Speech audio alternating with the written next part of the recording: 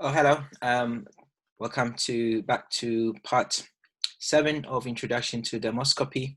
My name is Dr. Kwesi Appiah. I'm a GP with extended role in dermatology in West Sussex and Eastern North Hertfordshire area. So this is the 7th part of my series on dermoscopy, and the next part of it we're going to look at is how blood vessels look in dermoscopy. In a previous chapters we looked at the pattern analysis, where in the previous video we looked at the local features, the global features and the local features, and what dermoscopic features you're looking for on either melanocytic levers to differentiate that from melanoma. If you remember from my first video, we did talk about one of the other main pigmented changes that you look for in dermoscopy is blood vessels, and how blood looks in dermoscopy, depending on a level of which the blood vessel is, either in the epidermis, on the reticular and papillary dermis, or a deep reticular dermis. So in this video, we're going to look at how you can you can look at non-pigmented skin and lesions based on tumors, based on how they look like with some blood morphologies. So when you are clinically assessing non-pigmented lesions, you can either think of the lesion as a single lesion versus an tumor, or a multiple lesion in inflammatory conditions. This is quite important because most inflammatory conditions will also present with erythema. So if you have a single lesion and it's just got erythematose, it's got some blood changes there, you think of it, is this lesion a tumor? Or this, if it's multiple, is this lesion an inflammatory condition such as either eczema or psoriasis or lichen planus or anything of that sort? Okay, so, and the first step you look at is what is the morphology of the vessels within this lesion, especially if it's a single lesion, if it's a tumor. So you've established that the lesion is single, is a tumor, and is not multiple as an inflammatory. So if it's a tumor, what is the morphology of the blood vessels in this? Has it got a type of vascular pattern to this tumor that you're looking at? The second thing when you're looking at vessels is what is the architecture of the distribution of the vessels within the lesion. And what you look for is architectural arrangement of these vessels. And then third step is you can look at other additional dermoscopic criteria, which we have looked in previous videos, for you to help you to make your diagnosis and your management. So when we talk about vessels, the morphology of vessels on dermoscopy, there are several morphologies in which you see that these vessels, they look like. So these vessels can either look like either comma vessels, they might look like dotted blood vessels, or they might look what we call linear irregular vessels, or you might see what we call hairpin vessels. Some of them might look like a glomerular vessels, like a glomerular apparatus in the kidneys, or arborizing vessels, as we've demonstrated in BCC, basal cell carcinomas. There are also some vessels that will have what we call crown vessels surrounding a white center, or you might have a strawberry pattern of vasculature in which the vessels look like on initial inspection on dermoscopy. Then you have these milky red areas of globules, which is very non-specific, but it makes you think that this is probably vascular or something sinister as well. So this is kind of a picture of what's the schematic diagram of how these vessels will look. These are the comma vessels, like they look like a comma. These A and B is dotted vessels, C are the linear irregular vessels, D are the hairpin vessels, E are the glomerular vessels. They all look like coils of glomerular apparatus. And then F is the arborizing or branching, like tree-like branching blood vessels. And then the G is what you call crown vessels. So these have these white areas with the surrounding crown of vessels around the edge of the lesion. And this is pathognomic of some lesions such as sebaceous hyperplasia. And this is H is the strawberry appearance of the vessel. I don't think you can appreciate much this in this way looking at this picture, but there's like a strawberry appearance, and this is usually red erythema with around the follicular openings usually on the surface of the face or sun damage area, and this is typified of actinic keratosis. And then you can have the kind of the non-specific globular vessels around various shapes, and then you kind of worry about this with various other sinister melanocytic lesions or amelanocytic melanoma or other things. We'll come to that in details. So these comma vessels, usually comma vessels, the dotted vessels and linear irregular vessels are typically found in melanocytic lesions with a few exceptions. So in melanocytic lesions, you see the comma vessels, dotted vessels, or linear irregular vessels. And so in melanocytic lesions, commonly that you find these comma vessels will be a dermal nevus. So dermal nevus are raised nevus you find on the face and the whole body, and either the ulnar type or Meschner's type, which will have comma vessels in it. Spitz nevus also have dotted vessels. Now, Spitz nevus, in my previous description of adult or mature Spitz nevus or nevus of Reed, have the star burst appearance. Spitz nevus in children, usually prepubertal, will have this dotted vessel appearance. And linear irregular vessels will be what you find in melanocytic melanomas or amelanocytic or hypomelanotic melanomas. And these are also some of the features alongside the other global and local features that we've described in previous videos. If you see linear irregular vessels, that could be common things you look out for in amelanocytic or hypomelanotic melanoma. Hairpin vessels, glomerular vessels, arborizing vessels, and crown vessels and strawberry pattern are mostly found in non-melanocytic lesions. So hairpin vessels particularly will be found in seborrheic keratosis, sometimes in SCCs, keratoid cantomas, BCCs as well.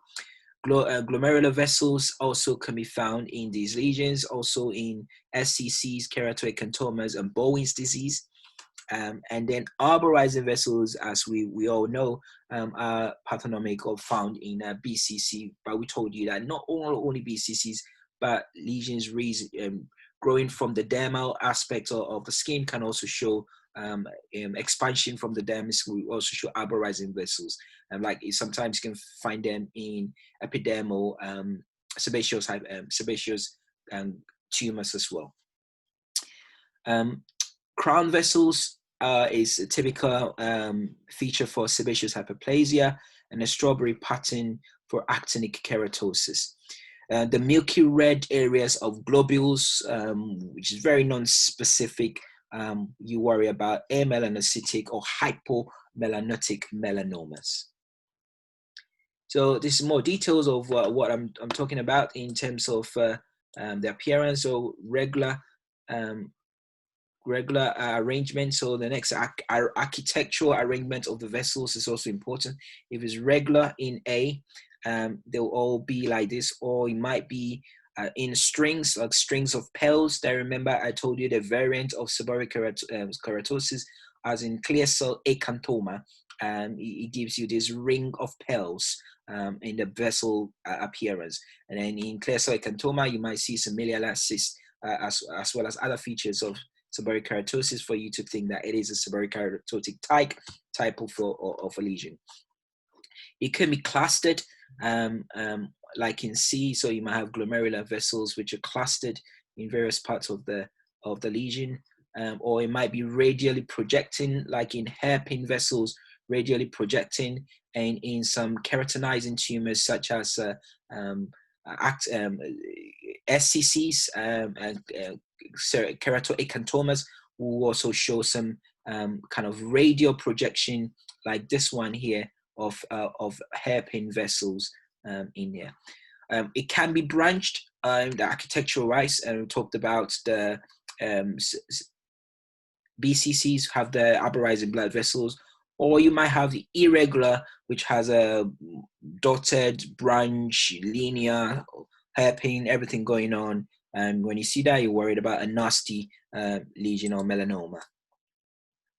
So dermoscopy pictures here. Here you're going to see this is a dermal nevus, the congenital melanocytic nevus. Here you can see some what we call comma vessels. It's very difficult from this projection, but if you see this close up, you see comma vessels. It's more demonstrated in this dermal nevus. This red area here is a comma vessels. There is another comma vessel here, another comma vessel there. Can't see anymore. But again, clinically, this will be a dermal nevus, which will be bulbous, and it will be, if it's on the face, you start losing the pigments as the patient gets older, and this tells you that this is a dermal nevus, and you can see some comma vessels in there. And same here as well, you could got some comma vessels in there as well. Okay, the dotted vessels or Spitz nevus. This is a Spitz nevus in a child, and you can see how the vessels are dotted regularly throughout the lesion. So all these dots of blood vessels is all kind of tells you that this is irregular reticular pigmentation. This is a Spitz nevus. In melanomas, you have the dotted vessels, but they are irregular. So you got some dotted vessels there. You also have some linear irregular vessels there. You also have some crystalline structures in the lesion. So white structures showing signs of regression. So dotted vessels on this side, or the dotted vessels on this side with linear. You can see this linear irregular vessels here. This tells you that this is a really nasty melanoma, probably a thick melanoma.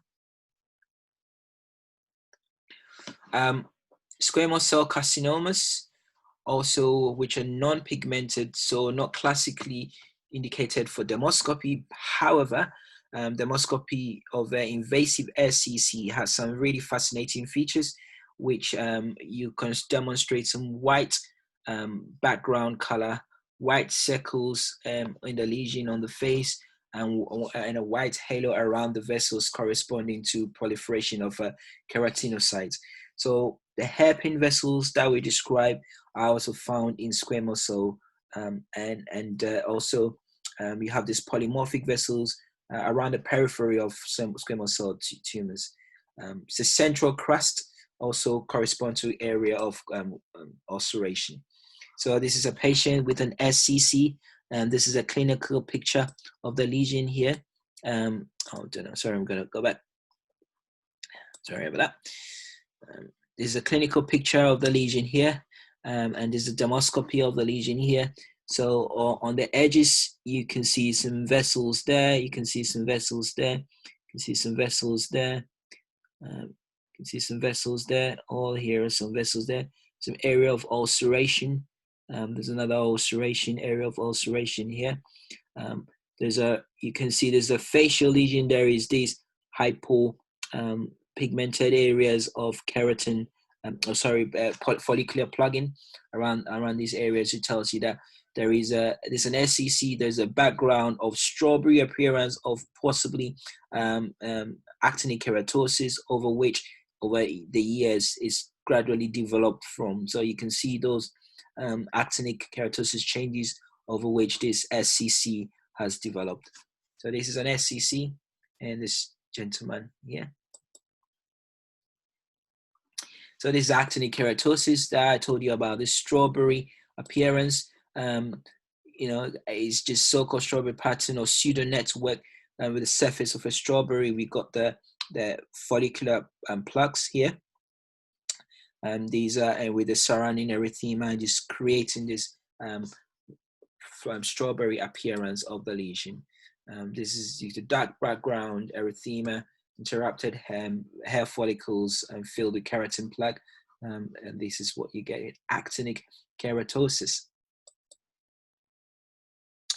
Bowen's disease, which is a squamous cell in situ. Again, you can see some vessels in there. If you look this very closely, it's very difficult to appreciate it from the presentation, but they will have a typified glomerular type vessels. So there'll be coils and coils of blood vessels in there. When you look very close with this dermoscopy, there will be coils of glomerular vessels, and might be a bit of scaling there, obviously, and this is kind of tells you that this is as Bowen's disease or squamous cell in situ, squamous cell carcinoma in situ.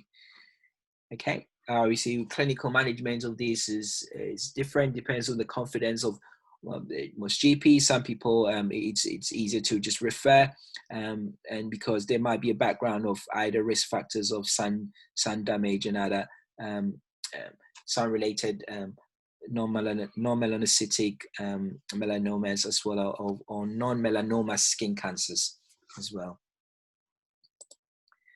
So this is kind of a schematic diagram of how varying photos of schemes of actinic keratosis moving to invasive SCC will look like.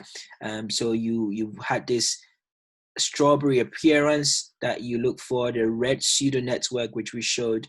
Then you get this actinic keratosis progressing into an intraepidermal carcinoma, which is a Bowen's disease. You have a bit of area of ulceration and scales, and then you start getting the glomerular blood vessels forming here, and these are the glomerular blood vessels forming here, and with time you get a lot more of glomerular blood vessels with the intraepithelial changes, which is you get a yellow opaque structures and dotted vessels there, and then you can get all the intraepithelial stretching there. You get the progression to SCC, ulceration over here in the middle, with some keratinization of the lesion, hairpin vessels and the surrounding lesions. In a well differentiated SCC, you get purely hairpin vessels in the periphery as well. So you can see that in that, and also in keratoacanthomas, you can see kind of hairpin vessels in there. And this is an invasive SCC with ulceration, irregular changes there, as well as all the ulcerative changes there. So this is kind of the progression, continuum over years. That's why when we see SCCs, when you see actinic keratosis in patients, tells you that they have overall risk of getting non-melanoma skin cancers, and you treat them with either freezing away cryotherapy, or grade 1s using solar rays, or grade 2 and 3s if you use Aldara or Effudix before you try and disrupt it and to avoid it developing into Bowen's or carcinoma in situ, and then ultimately an SCC. Good. Right, that's the end of this part. We'll come back to part 8 in the next video.